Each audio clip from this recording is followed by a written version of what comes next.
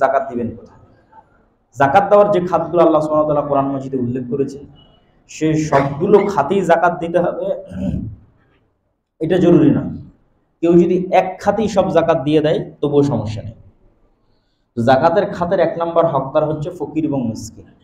ফকির হচ্ছে যারা চাইতে আসে, মিসকিন হচ্ছে যারা চাইতে আসে না কিন্তু অবস্থা ভালো না।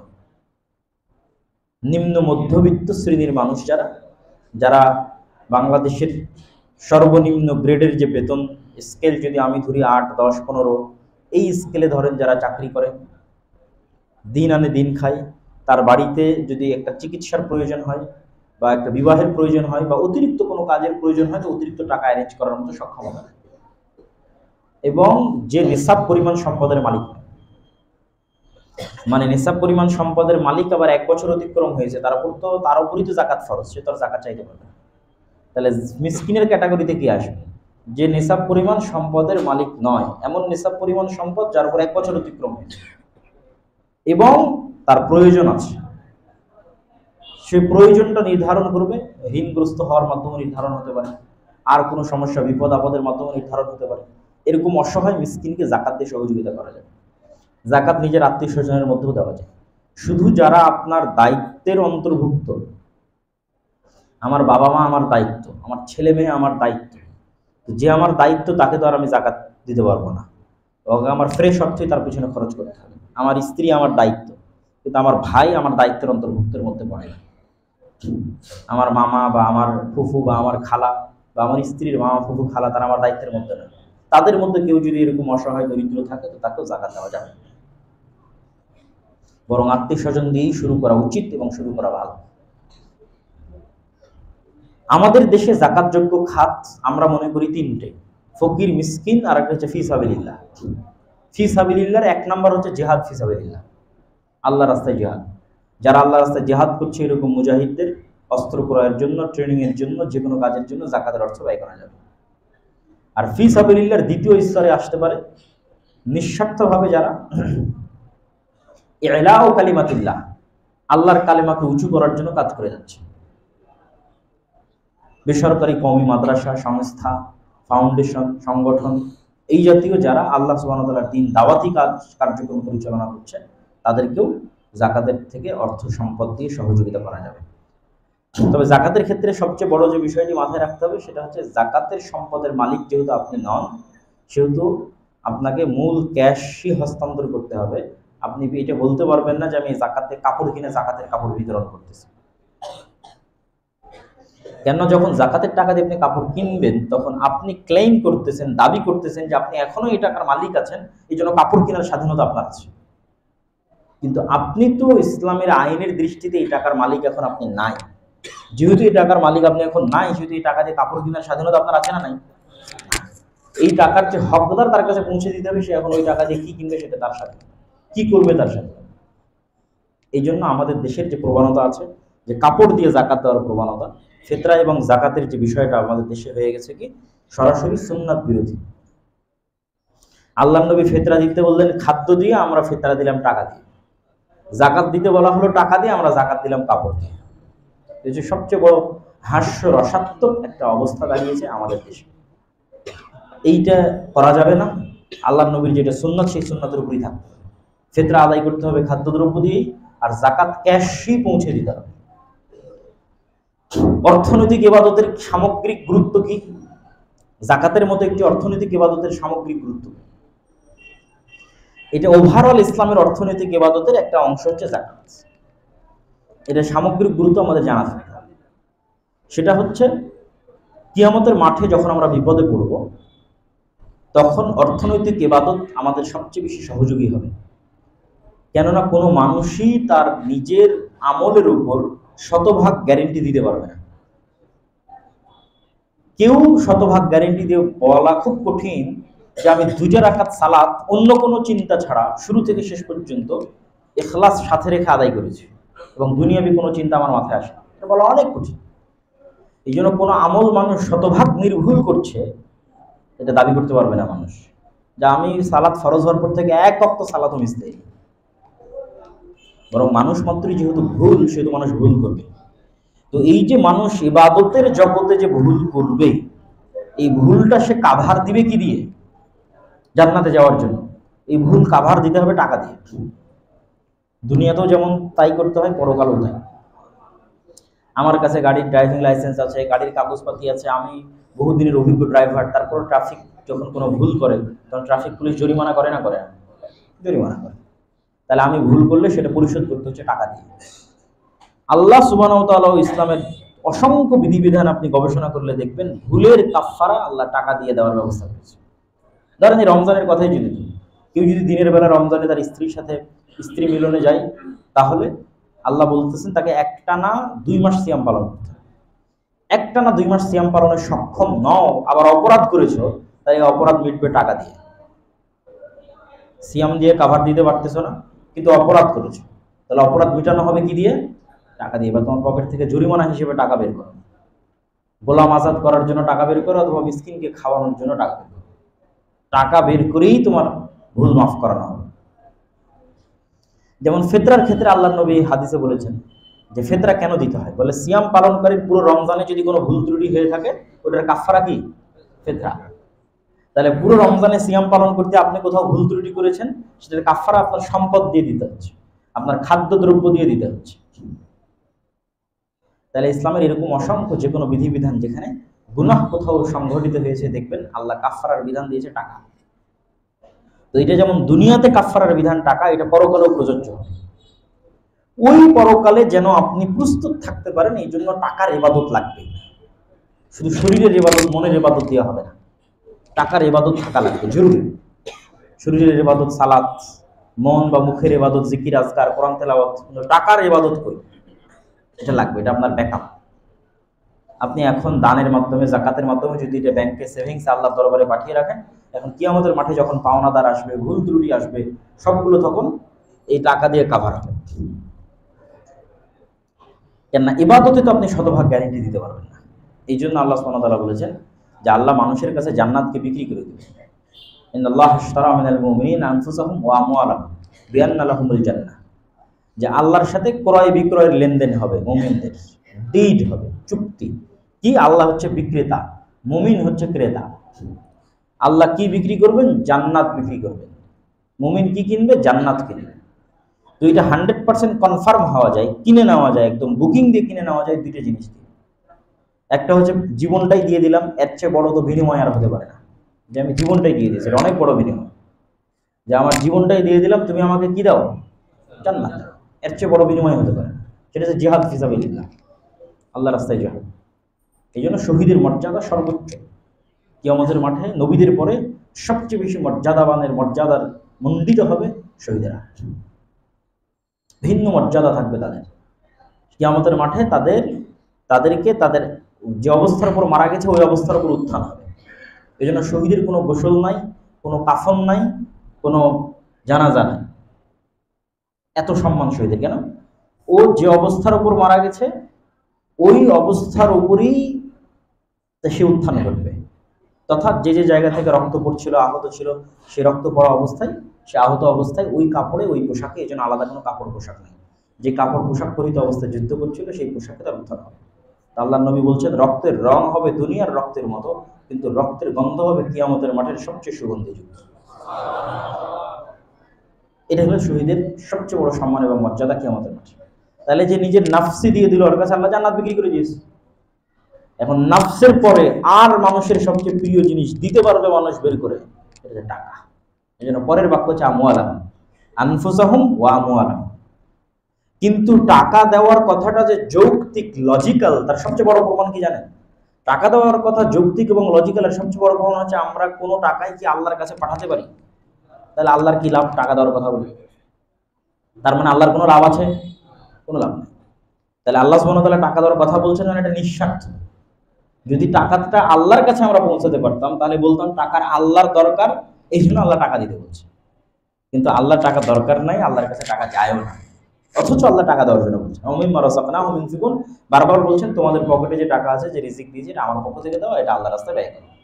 তাহলে মানুষ আরেকটা জিনিস দিয়ে তার পরকালের ব্যাকআপ রেডি রাখতে পারবে, জান্নাত কিনে নিতে পারবে, সেটা হচ্ছে তার অর্জিত সম্পদ আল্লাহর রাস্তায় ব্যয় করার মাধ্যমে। তো টাকার ইবাদতের সবচেয়ে বড় ইবাদত যাকাত। কেন সবচেয়ে বড় ইবাদত যাকাত? কেননা ফরজ আল্লাহর কাছে সবচেয়ে প্রিয়। আপনি যদি বলেন সালাতের জগতের সবচেয়ে প্রিয় সালাত কোনটা, তো ফরজ সালাত। এটা অনেকে আমরা ভুল বুঝি যে সালাতের জগতের সবচেয়ে প্রিয় সালাত মনে হয় তাহাজ্জুদের সালাত, সবচেয়ে প্রিয় সালাত মনে হয় নফল সালাত। না, সালাতের জগতের সবচেয়ে প্রিয় সালাত কি সালাত বলেন তো? ফরজ সালাত। কেন না, এটা হচ্ছে আল্লাহর আদেশ, অন্যগুলো আল্লাহর অপশন। তা আমি আপনাকে একটা জিনিস করার আদেশ দিচ্ছি, আপনি সাথে সাথেই করছেন, এতে আল্লাহ সবচেয়ে খুশি। আর একটা আল্লাহ আপনাকে অপশন দিয়ে রেখেছে, চাইলে করতে পারেন, না চাইলে নাও করতে পারেন। তাহলে টাকার ইবাদতের জগতের সবচেয়ে বড় ইবাদত কি? যাকাত, যা আল্লাহর আদেশ। সুতরাং যাকাতের নেকি এবং যাকাতের সম্মান ভিন্ন রকম। এই জন্য আমাদের সকলের উচিত এই রমজান মাসে আমরা অন্যান্য আর যে আমলগুলো করছি সে আমলগুলোর পাশাপাশি যাকাতের হিসাবের প্রতি গুরুত্ব দিই। যাকাতের সম্পদ শাইখ আব্দুর রাজ্জাক বিন ইউসুফের ভাষায় গোখরা সাপ বা গোমা সাপ যেটা বলে, তার চেয়েও ভয়ঙ্কর। যে যাকাতের সম্পদ বাড়িতে রাখা আর এরকম একটা বিষাক্ত সাপ বাড়িতে রাখা একই রকম। আর যাকাত অনাদায়ের শাস্তির কথা, যেই সম্পদ অনাদায় করবে ওই সম্পদের স্টাইলে শাস্তি হবে। যেমন যদি স্বর্ণ আর রৌপ্যের যাকাত না দেয়, তাহলে স্বর্ণ রৌপ্যের স্টাইলে শাস্তি হবে। স্বর্ণ রৌপ্যের স্টাইলে শাস্তি কি? আল্লাহ সুবহানাহু ওয়া তাআলা বলছেন, আল্লাযীনা ইয়াকনিজুনা আয-যাহাবা ওয়াল ফিদ্দা, যারা স্বর্ণ এবং রৌপ্য জমা করে রেখেছে, যাকাত দেয়নি, এই স্বর্ণ আর রৌপ্য জাহান্নামের আগুনে ছ্যাঁক দেওয়া হবে। ছ্যাঁক দেওয়ার পর এই স্বর্ণ এবং রৌপ্য যখন গরম হবে, তখন এই গরমের ছ্যাঁকটা তার পিঠে, তার পার্শ্বদেশে দেওয়া হবে। তার পিঠে এবং পার্শ্বদেশে দেওয়ার সময় তাকে বলা হবে, আনা কানজুক আনা মাল ফাযুকু, মজাটা কেমন লাগে, মজাটা আস্বাদন করো। এই আয়াতে আল্লাহ দুইটা শব্দ ব্যবহার করেছে ঠাট্টা করে। একটা শব্দ হচ্ছে ফাবাশশিরহুম বিআযাবিন আলীম, আর একটা হচ্ছে যুকু। ফাবাশশিরহুম মানে এদেরকে সুসংবাদ দাও কঠোর ও কঠিন শাস্তি। যারা যাকাত দেয়নি এদেরকে সুসংবাদ দাও, বিশাল বড় সুসংবাদ আছে তোমাদের জন্য। সুসংবাদটা কি? ভয়ঙ্কর কঠিন শাস্তি। তো ভয়ঙ্কর কঠিন শাস্তির কি সুসংবাদ হয়? সুসংবাদ হয় না, কিন্তু এটা আল্লাহর ঠাট্টা। এই জন্য আল্লাহ বলছে তাদেরকে সুসংবাদ দাও কঠিন শাস্তি।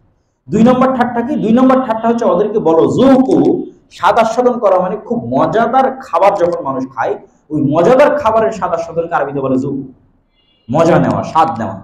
তো এই যে আমি জাহান্নামের আগুনে স্বর্ণ এবং রৌপ্য ছ্যাঁক দিলাম, এটা তোমার পিঠে লাগানো হচ্ছে, এটার মজাটা কেমন, এটা আস্বাদন করো, এটা টেস্টটা কেমন আস্বাদন করো। এটা তোমার ওই সঞ্চিত সম্পদ যার তুমি যাকাত দাও।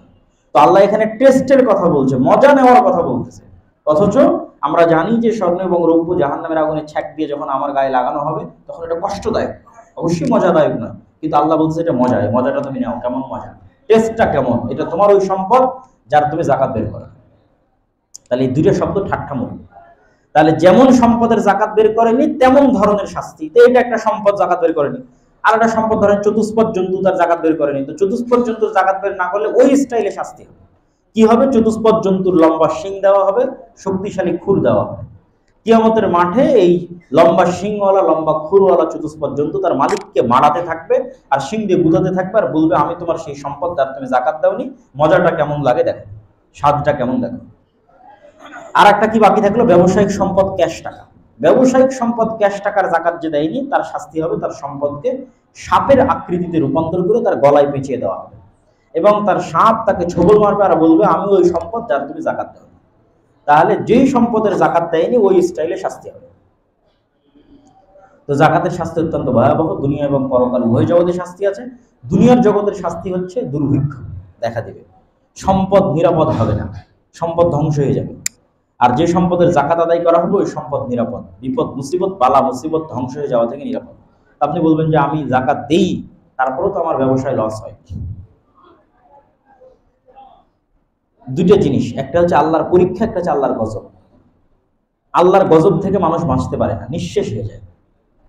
মনে করেন আমার সম্পদের আমি যাকাত দেইনি, আমার সম্পদ আল্লাহর গজবের শিকার হয়েছে, এখান থেকে আমার আর উঠার সুযোগ নেই, মানে একদম ফকির হয়ে মাটির সাথে মিশে যেতে হবে, ব্যাকআপ করার সুযোগ নেই, ব্যাক করার সুযোগ নেই। আমি আমার সম্পদের যাকাত দিই, কিন্তু আমি ক্ষতির মুখোমুখি হচ্ছে, এটা পরীক্ষা। এই ক্ষতিটা সাময়িক, সামান্য, 1 বছর 2 বছর পর আমি আবার ব্যাক করব, আমার সম্পদে আবারও বরকত হবে, আবারও বাড়বে, এবং আমি আবার আগের জায়গায় ফিরে যাবো। আবার হয়তো বিপদ আসতে পারে, কিন্তু ওই বিপদগুলো সাময়িক, আমাকে পরীক্ষা করার জন্য। এই উত্থান পতন থাকে, কিন্তু একবারে ধ্বংস হয়ে যাবে। গজবের ধ্বংস একবারে ধ্বংস, একবারে ফকির মিসকিন বানিয়ে ছেড়ে দিবে, ব্যাক করতে পারবে না। আর যাকাত দেই, তারপরে বিপদের মুখোমুখি হচ্ছে, এটা পরীক্ষা। এই পরীক্ষার মাধ্যমে আল্লাহ আমাদের বিশুদ্ধ করে। তো এবং অন্তরকে বিশুদ্ধ করে, আর যাকাতের মাধ্যমে সম্পদকে বিশুদ্ধ করে। আল্লাহ সুবহানাহু ওয়া তাআলা কোরআনে বলেন, তুতাহহিরুহুম ওয়া তুযাক্কিহিম বিহা, আপনি তাদের যাকাত আদায়ের মাধ্যমে তাদের সম্পদকে পবিত্র করেন, বিশুদ্ধ করেন। তাহলে যে সম্পদের যাকাত আদায় হয়নি ওটা অশুদ্ধ, ময়লা, বাতিল সম্পদ, অপবিত্র, নষ্ট সম্পদ। ওই অপবিত্র, নষ্ট সম্পদকে পবিত্র করতে চাইলে যাকাত বের করতেই হবে। বক্তব্য আমি দীর্ঘায়িত করবো না, বক্তব্যের শেষের দিকে আমাদের ফিলিস্তিনের যে মুসলিম ভাই এবং বোন আছে তাদের উপর যে জুলুম এবং অত্যাচার এবং নির্যাতন হচ্ছে, সেই জুলুম, অত্যাচার, নির্যাতনের জন্য আমাদের এতটুকু শিক্ষণীয় মাথায় রাখা উচিত যে হামাসের যারা সামরিক শাখার নেতৃবৃন্দ ছিল তাদেরকে কিন্তু আগেই হত্যা করা হয়েছে, কিন্তু তাদের যারা রাজনৈতিক শাখার নেতৃবৃন্দ ছিল, যারা গণতান্ত্রিক পদ্ধতিতে নির্বাচন করত, যে গণতন্ত্রের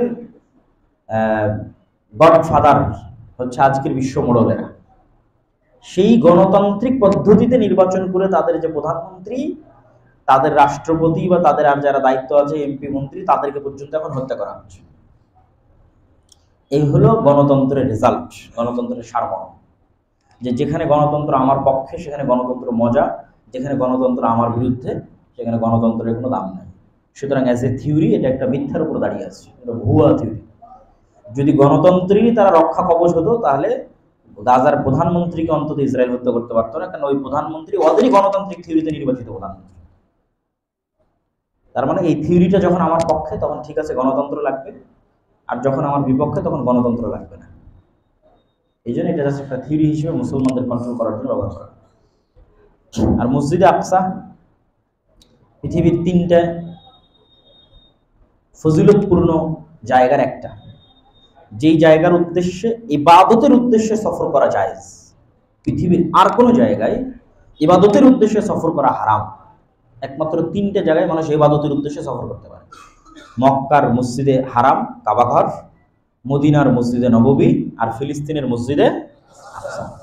এই 3টে জায়গায় নামাজ পড়ার জন্য, মানে ইবাদত করার জন্য সফর করা যায়। আর পৃথিবীর কোথাও ইবাদত করার জন্য সফর করলে এটা বেদাত হবে, হারাম। আর পৃথিবীর প্রথম মসজিদ হচ্ছে কাবা, দ্বিতীয় মসজিদ মসজিদে আকসা। দুইটার ব্যবধান 40 বছর। হয়তো এগুলো 2 মসজিদে আগেই ফেরেশতারা তৈরি করেছিল বা আদম আলাইহিস সালাম তৈরি করেছিল, কিন্তু দুইটাই নূহ আলাইহিস সালামের বন্যার সময় ধ্বংস হয়ে গেছিল। নূহ আলাইহিস সালামের বন্যায় ধ্বংস হওয়ার পর কাবা ঘর ইব্রাহিম আলাইহিস সালাম তৈরি করেছে আর ইসমাঈল আলাইহিস সালাম তৈরি করেছে। আর মসজিদে আকসা ইব্রাহিম আলাইহিস সালামের আরেক সন্তান ইসহাক এবং তাদের বংশধরেরা তৈরি করেছে। আর এখন মসজিদে আকসার যে গ্রাউন্ড, সেটা সুলাইমান আলাইহিস সালাম এবং দাউদ আলাইহিস সালামের যুগে তৈরি হলো। এবং কিয়ামতের পূর্ব মুহূর্তের অসংখ্য যুদ্ধ বিগ্রহ এই জায়গায় সংঘটিত, যেটাকে বলা হয় শাম। হাদিসে যখন বলা হবে শাম বা সিরিয়া, তখন আজকের সিরিয়া উদ্দেশ্য নয়, তখন উদ্দেশ্য ফিলিস্তিন, তখন উদ্দেশ্য লেবানন, তখন উদ্দেশ্য জর্ডান, তখন উদ্দেশ্য ইসরায়েল, তখন উদ্দেশ্য আজকের সিরিয়া। এই পুরো এরিয়াটাই ছোট ছোট দেশে বিভক্ত হয়ে আছে, কিন্তু একটা এরিয়া, এই পুরোটাকে বলা হয় শাম। এবং কিয়ামতের পূর্ব মুহূর্তের অনেক ভয়ঙ্কর ভয়ঙ্কর ঘটনা এখানে ঘটবে।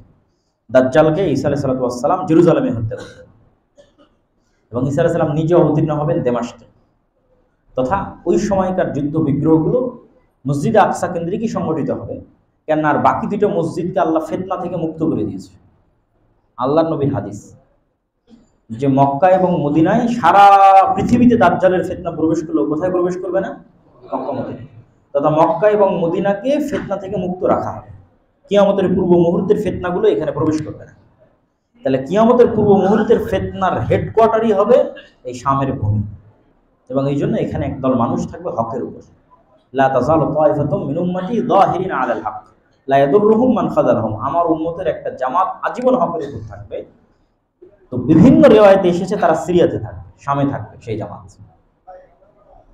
তো এই জন্য এখানে যে কোনো কিছু সংঘটিত হয় সেগুলো খুবই গুরুত্বপূর্ণ এবং মুসলিম উম্মার জন্য জরুরি কর্তব্য, বিভিন্ন মুসলিম দেশের নেতাদের জন্য জরুরি কর্তব্য যে তারা এই বিষয়গুলোতে দায়িত্ব নেবে। না হলে এই গজবের শিকার শুধু ইসরায়েল হবে না, এই গজবের শিকার অন্য মুসলিম দেশগুলো হবে। যে সমস্ত মুসলিম দেশের কাছে ক্ষমতা ছিল, নেতাদের কাছে সুযোগ ছিল, কিন্তু নিরীহ মানুষকে বাঁচানোর জন্য এগিয়ে যায়নি, তারাও আল্লাহর গজবের শিকার হবে। তথা যারা জুলুম করছে এবং যারা জুলুম দেখেও বাধা দিচ্ছে না, তারা সমান। তো আমরা আমাদের জায়গা থেকে দুটো কাজ করব। আমরা আমাদের জায়গা থেকে আল্লাহর কাছে দোয়া করবো, আল্লাহ যেন মুসলমানদের সুলতান আর নাসিরা, একজন শক্তিশালী নেতা দেন যে মুসলমানদের মাজলুমদের পাশে দাঁড়াবে। আল্লাহুম্মা আমিন। পাশাপাশি আমরা আমাদের পরবর্তী প্রজন্মের অন্তরে মসজিদে আকসার ভালোবাসা, জেরুজালেমের ভালোবাসা দিয়ে যাব, যেন আমাদের জীবদ্দশায় না হোক, আমাদের পরবর্তী প্রজন্মের জীবদ্দশায় না হোক, তার পরবর্তী প্রজন্মের জীবদ্দশায় না হোক, কোনো না কোনো একদিন অবশ্যই মসজিদে আকসা বিজয় হবে ইনশাআল্লাহ। এইটার ভবিষ্যৎবাণী আল্লাহর নবী করে গেছে। এবং পুরো পৃথিবীর মানুষ শুধু তাদের বিরুদ্ধে যাবে না, পুরো পৃথিবীর প্রকৃতি, যেই সমস্ত জড় পদার্থ কথা বলতে পারে না, তারা পর্যন্ত তাদের বিরুদ্ধে চলে যাবে। কেন? তাদের জুলমের মাত্রা এত বেশি হবে, মানে এই সমস্ত অভিশপ্তদের জুলমের মাত্রা এত বেশি হবে যে মানুষ তো বিরুদ্ধে যাবে, এই জুলম পাথর সহ্য করতে পারবে না, এই জুলম গাছপালা সহ্য করতে পারবে না। তখন গাছপালা পর্যন্ত জুলম সহ্য করতে না পেরে কথা বলে উঠবে এবং আল্লাহ কথা বলার সুযোগ দিবে যে হে মুসলিম, এখানে একজন অভিশপ্ত লুকিয়ে আছে, ওকে হত্যা করো। তো তারা জুলম করবে, এটা স্বাভাবিক। এবং জুলম করার থিওরি তাদের কাছে ভিন্ন। তারা মনে করে তারা চুজেন বাই দ্য গড, আল্লাহর কর্তৃক বাছাইকৃত, আর সারা পৃথিবী হচ্ছে তাদের কাছে বন্ধক রাখা আছে, এই জন্য সারা পৃথিবীর সব মানুষ তাদের গোলাম। এবং তারা হচ্ছে সুপারিয়রিটি থিওরিতে বিশ্বাস করে। এগুলো আমি আমার অন্য বহু বক্তব্য বলেছি, বিস্তারিত আমার জেরুজালেমের উপর, ফিলিস্তিনের উপর আমার বই আছে, ফিলিস্তিন ও সমসাময়িক মুসলিম বিশ্ব, এবং জেরুজালেম মসজিদ আকসার উপর আল-ইতিসাম টিভিতে 3 পর্বের লম্বা আলোচনা আছে, বিশাল সম্পূর্ণ ইতিহাস তুলে ধরা আছে, একদম সালাহউদ্দিন আইয়ুবের বিজয় পর্যন্ত ইতিহাস তুলে ধরা আছে। আল্লাহ সুবহানাহু ওয়া তাআলা আমাদের এই ঘটনাগুলো থেকে শিক্ষা নেওয়ার তৌফিক দান করুক, আল্লাহুম্মা আমিন। রমাদানের শেষ 10 রাতকে গুরুত্ব দিয়ে ইবাদত করার তৌফিক দান করুক, আল্লাহুম্মা আমিন। রমাদানে পুঙ্খানুপুঙ্খ সঠিকভাবে যাকাত বের করার তৌফিক দান করুক, আল্লাহুম্মা আমিন। যাকাত বের করতে গিয়ে অবশ্যই আপনারা অন্য সকল প্রতিষ্ঠানের কথা যেমন স্মরণে রাখবেন, আর জামিয়া সালাফিয়ার কথাও স্মরণে রাখবেন, দাওয়া ইলাল্লাহর কথাও স্মরণে রাখবেন। আমরা মসজিদ ভিত্তিক মক্তব প্রজেক্ট নিয়ে সবচেয়ে বেশি কাজ করি। আলহামদুলিল্লাহ এই রমাজানে 500টা মসজিদে আমাদের অধীনে মক্তব চলতেছে, বলেন আলহামদুলিল্লাহ। এই 500টা মক্তবে এমনি মক্তব চলতেছে না, এই 500টা মক্তবের 500 জন শিক্ষককেই আমরা আমাদের খরচে জামিয়া সালাফিয়াতে নিয়ে গিয়ে 10 দিন ব্যাপী ট্রেনিং দিয়ে, আমাদের খরচে থাকা খাওয়া সবকিছুর ব্যবস্থা করে ট্রেনিং দিয়ে তাদের এলাকায় পৌঁছে দেওয়া হয়েছে, 1 নাম্বার। 2, এই 500টা মক্তবের ছাত্রদের বই আমাদের পক্ষ থেকে ফ্রি দেওয়া হয়েছে। 3, এই 500টা মক্তবের সবাইকে যে আমরা সবসময় সহযোগিতা করতে পারি তা নয়, কিছু দিনী ভাইয়ের সহযোগিতায় আমরা এই রমজানে যারা এই 500টা মক্তবে কোরআন শিক্ষা দিচ্ছে তাদের আমরা রমজানকে লক্ষ্য করে 500টা মক্তবের শিক্ষকের জন্যই হালকা হলেও ন্যূনতম হলেও আমরা হাতিয়ার ব্যবস্থা রেখেছি, বলেন আলহামদুলিল্লাহ। এইটার জন্য আমাদের ব্যক্তিগত কোনো স্বার্থ নয়। আমি 150-200টা মসজিদে ফি সাবিলিল্লাহ আল্লাহর সন্তুষ্টির জন্য সফর করেছি, কোনো ব্যক্তিগত স্বার্থে নয়। মুসলমানের সন্তানের পরবর্তী প্রজন্মের কাছে দিনের সঠিক জ্ঞান পৌঁছে দেওয়ার শতভাগ মুসলমানের কাছে দিনের সঠিক জ্ঞান পৌঁছে দেওয়ার একমাত্র রাস্তা মসজিদে মক্তব চালু করা। মাদ্রাসা 2%, মাদ্রাসা যদি আরো কয়েক লক্ষ হয় তাও 2%-এর বেশি সেখানে ভর্তি হবে না, যাবে না। বাকি 98% স্কুল গোয়িং স্টুডেন্টস। তো শতভাগ মুসলমানকে দিন শিখাতে হলে মসজিদে কোরআন শিক্ষার ব্যবস্থা রাখতে হবে। আর আলহামদুলিল্লাহ আমরা কাজের প্রতি ফোকাস দিই। দাওয়া ইলাল্লাহ এমনি একটা নাম দিতে হয়, তাই এটা কিছু না, এটা কোনো দল না, সংগঠন না, কিছু না, একটা শিক্ষা প্রতিষ্ঠান যার অধীনে এরকম 10টা 15টা 20টা 500টা 100টা শিক্ষা প্রতিষ্ঠান পরিচালিত হচ্ছে। তো আলহামদুলিল্লাহ হানাফি মসজিদেও আমাদের মক্তব পরিচালিত হচ্ছে, আহলে মসজিদও হচ্ছে। সুতরাং আমি যারা আজকে আপনারা এখানে উপস্থিত আছেন, আমি জানি না আপনাদের মধ্যে মক্তব আছে কিনা, এই মসজিদ হোক, নারায়ণগঞ্জের আশেপাশের সকল মসজিদ হোক, আপনারা উদ্যোগ নেন। আপনাদের ইমাম সাহেবের ট্রেনিং দেওয়ার দায়িত্ব আমাদের, মক্তবের শিক্ষকদের সকল, মক্তবের ছাত্রদের সকল বই ফ্রি দেওয়ার দায়িত্ব আমাদের। ট্রেনিংয়ে যাবে কিভাবে সেই খরচ আমাদের, আসবে কিভাবে খরচ আমাদের, ট্রেনিংয়ে থাকবে খাবে কিভাবে সেই খরচ আমাদের। যেন আপনারা কোনো অজুহাত দিয়ে বলতে না পারেন যে এই কারণে আমরা মক্তব চালাতে পারছি না। কোনো একটা অজুহাত তো দিবেন যে এই কারণে মক্তব চলতেছে না, সেই অজুহাত দেওয়ার কোনো রাস্তা নেই। শুধু আপনাকে বলতে হবে যে হ্যাঁ আমি মক্তব চালাতে চাই, ব্যাস আপনার শিক্ষককে আমাদের ট্রেনিংয়ে পাঠিয়ে দিবেন, জিম্মেদারি আমাদের। আমরা তদারকিও করি এবং তদারকি করার আমাদের সেন্ট্রাল সিস্টেম আছে, এটাকে আমরা আরও ডেভেলপ, আরও উন্নত করছি। তো আমরা চাই যে আপনাদের এই মসজিদ থেকে শুরু করে আশেপাশের সব মসজিদে আমাদেরকে মক্তব পরিচালনা করার, আপনারা মক্তব চালু করেন, আমাদেরকে সহযোগিতা করার সুযোগ দেন। আল্লাহ সুবহানাহু ওয়া তাআলা কবুল করুক, আল্লাহুম্মা। তো জামিয়া সালাফিয়া সহ এই প্রজেক্টগুলোকে আপনারা স্মরণে রাখবেন। জামিয়া সালাফিয়া পূর্বাঞ্চল আন্তর্জাতিক বাণিজ্য মেলার পাশে যেটা, এটা 100 বিঘার প্রজেক্ট, তার মধ্যে 60 বিঘা নেওয়া হয়েছে, আরও 40 বিঘা নেওয়ার ধীরে ধীরে কাজ চলতেছে। এখানে আন্তর্জাতিক মানের ইসলামী বিশ্ববিদ্যালয়, মেডিকেল কলেজ, দিনী শিক্ষা প্রতিষ্ঠান, আবাসিক স্কুল সব কিছু করার পরিকল্পনা আছে। ধীরে ধীরে আল্লাহ যদি তৌফিক দেয় হবে ইনশাআল্লাহ। আর এখানে মসজিদ নির্মাণের কাজ চলতেছে একটা, যেটাতে প্রায় 20,000 স্কোয়ার ফিটের উপর ছাদ ঢালাই হবে, শাটারিংয়ের প্রস্তুতি চলতেছে। আমাদের জামিয়া সালাফিয়া দিনাজপুর যেটা, সেই দিনাজপুরও মসজিদ নির্মাণের কাজ চলতেছে, রমজানের মধ্যেও চলমান আছে, এখানে ওখানে 2 জায়গাতেই। আর আমাদের মহিলা বিশ্ববিদ্যালয়ের কাজ যেটা রাজশাহীতে, সেটার প্রাচীরের কাজ চলমান আছে। তো এই সকল কাজগুলোতে আপনার আন্তরিকভাবে সহযোগিতা এবং উদাত্ত আহ্বান রাখছি আমরা ইনশাআল্লাহ। পাশাপাশি শিক্ষা কার্যক্রমে আমাদের মিরপুর 12 দাওয়া সেন্টার, এখানে আমাদের বিভিন্ন কোর্স চলে, কোরআন শিক্ষা কোর্স, আরবি শিক্ষা কোর্স, সাপ্তাহিক দার্স হয় কিতাব ভিত্তিক। আপনাদের কারো যদি কোনো সময় সুযোগ হয়, আপনারা মিরপুর 12 দাওয়া সেন্টারে আসতে পারেন। শুক্রবার জুমার খুতবা হয়, আজকের জুমা শাইখ আব্দুর রাজ্জাক মিসু খুতবা দিয়েছে। তারপর আমাদের রাজশাহীতে একজন সৌদি আরবের একজন শিক্ষকের অধীনে পুরো রমজান মাসব্যাপী ছাত্রদের কোর্স চলতেছে, এবং আত্মাওয়াইলার অধীনে প্রায় 56 জনকে নিয়ে কোরআন ও দ্বীন শিক্ষার কোর্স চলতেছে। এগুলো সবই শিক্ষা এবং দ্বীনি কাজ। এগুলো সবগুলোর প্রতি আপনাদের সুদৃষ্টি এবং সুনজর আমরা কামনা করি। আল্লাহ কবুল করুক, আল্লাহুম্মা আমিন। এগুলো আমি আমার বক্তব্য শেষ করছি। ওয়া আখিরু দাওয়ানা আলহামদুলিল্লাহি রাব্বিল আলামিন। আসসালামু আলাইকুম ওয়া রাহমাতুল্লাহি ওয়া বারাকাতুহু। আলহামদুলিল্লাহ, আমরা শাইখের জবাব থেকে অত্যন্ত মূল্যবান আলোচনা শুনলাম। তো আমরা